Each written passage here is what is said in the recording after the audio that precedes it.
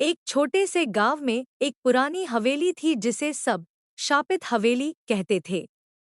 गांव के लोगों का मानना था कि हवेली में एक भूत का बसेरा था। आसपास के लोग कहते थे कि जो भी उस हवेली में गया कभी वापस नहीं आया। एक दिन तीन दोस्त राज, मोहन और सीता ने तय किया कि वो सच का पता लगाने हवेली के अंदर जाएंगे।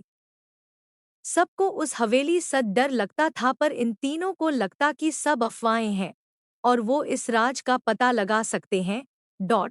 एक शाम जब सूरज ढल चुका था और अंधेरा छा गया था, वे तीनों हवेली के सामने खड़े थे। हवेली पुरानी थी, दीवारें टूटी फूटी थी और दरवाजे पुराने और जंग लगे हुए थे।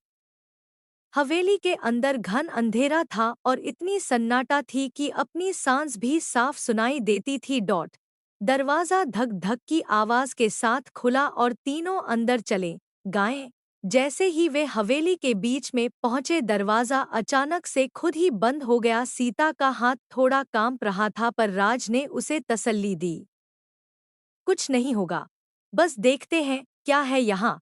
अंदर एक अजीब सी ठंडक थी। मोहन ने अपना टॉर्च जलाया, पर टॉर्च की रोशनी भी इस अंधेरे में कमजोर लग रही थी। जब वे एक पुरानी सीढ़ी की तरफ बढ़ने लगे, अचानक उन्हें लगभग एक आवाज सुनाई दी, जैसे कोई छोटी बच्ची हंसी हो।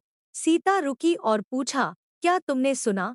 राज ने कहा, हाँ, लेकिन शायद ये हमारी गलतफहमी है। वे आगे बढ़ते रहे। सीढ़ियों पर चलने के बाद वे एक कमरे में पहुंचे जहां एक बड़ा पुराना आईना लगा था। जैसे ही राज ने आईने में देखा, उसने देखा कि उसके पीछे एक छोटी सी लड़की खड़ी है, लेकिन जब उसने मुड़कर देखा वहां कोई नहीं था। यह क्या था? मोहन ने घबरा कर कहा। तभी एक तेज चीख पूरी हवेली में गूंज उठी। सीता ने डर से अपनी आंखें बंद कर ली। हवेली का